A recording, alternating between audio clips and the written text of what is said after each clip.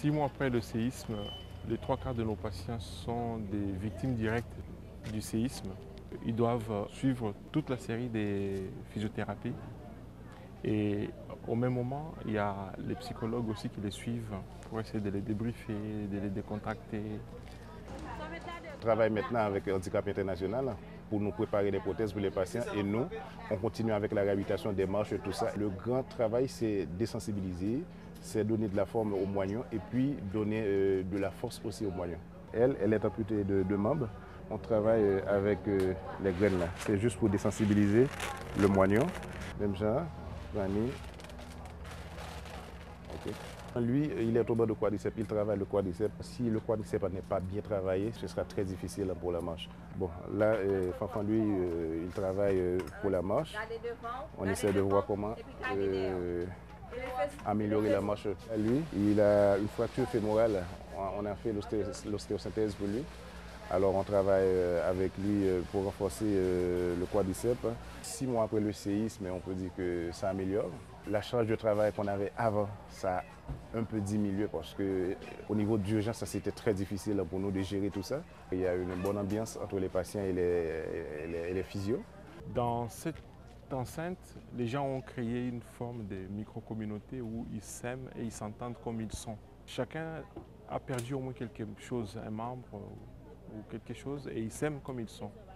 Cette vie sociale qu'ils ont constituée ici sera explosée parce qu'ils doivent retourner dans la communauté où les gens sont bien portants. Ils vont vivre du pitié, ils vont être dépendants de ceux qui cherchent. C'est aux psychologues de les débriefer, d'enlever la peur qu'ils ont de retourner dans la communauté. Nous n'avons pas dessiné, chaque monde n'a pas dessiné un bagage que les pires dans tout bagage qui existait. D'accord? 6 mois après le séisme, il y a en gros 3 types de pathologies qu'on rencontre régulièrement. Il y a d'une part les troubles anxieux, ce qu'on appelle les syndromes de stress post-traumatique. Il y a les deuils, alors les deuils qui sont à différents niveaux, les deuils des personnes, mais les deuils aussi des situations que les patients avaient avant le séisme. Et puis encore des états psychotiques aigus qui sont déclenchés même à distance du traumatisme. Le centre de Tabarque, un centre de réhabilitation, c'est une sorte de sas entre la phase aiguë et le retour à domicile et où la réalité peut petit à petit s'infiltrer et être acceptée tout progressivement. On offre aux patients des groupes de parole autour de ce qu'ils ont vécu. Il y a aussi une approche qui est un petit peu plus d'ordre psychodynamique, c'est-à-dire un accompagnement individuel avec le patient et on essaye à partir de son discours et de ce qu'il vit intérieurement de petit à petit l'accompagner, l'orienter pour rechercher en lui-même ses propres ressources intérieures. Super. Eh ben merci beaucoup à toi. Bon week-end et puis on se revoit lundi de toute façon. On propose également aux enfants des groupes thérapeutiques qui ont lieu tous les jours. Où finit au dessin? Ça, c'est mon maison. Attends, il fait. Ok.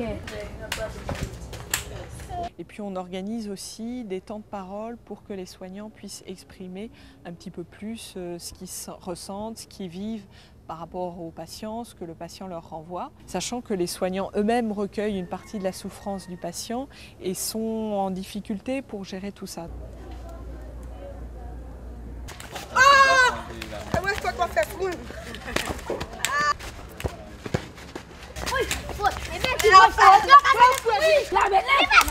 Là,